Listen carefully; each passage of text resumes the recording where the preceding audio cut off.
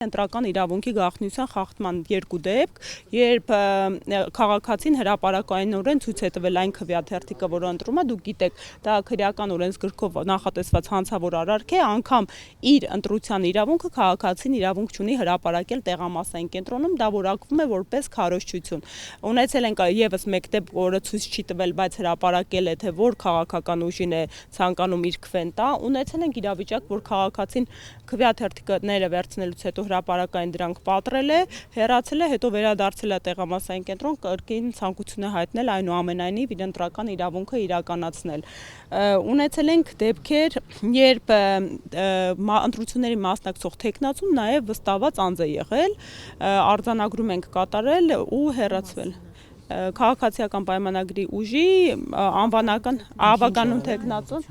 թեկնածուն նաև վստահված անձի բեյջ է ունեցել։ Այդ արձանագրվելը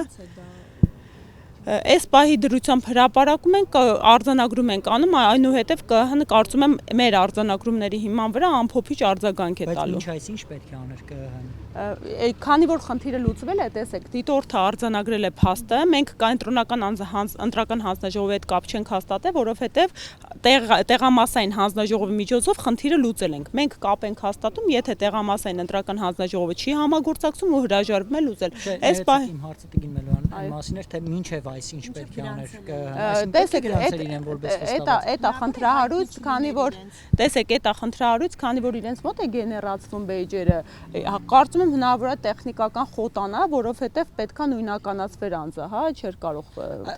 թեկնածուն չի կարող որևէ կերպով հանդես գալ որպես վստահված անձ։ Այս արձանագրեմ նաև մյուս դիտորդական մեր դիտորդների եւ ընդհանուր ձեր իրազեկվածության համար, թեկնածուները իրավունք չունեն գտնվելու տեղամասային ընտրական հանձնաժողովներում եւ տեղամասային կենտրոններում բացի հաշվարկի պահից։ Հաշվարկի ժամանակ յուրաքանչյուր տեղամասային կենտրոն կարող է թեկնածու մտնել եւ վերահսկել։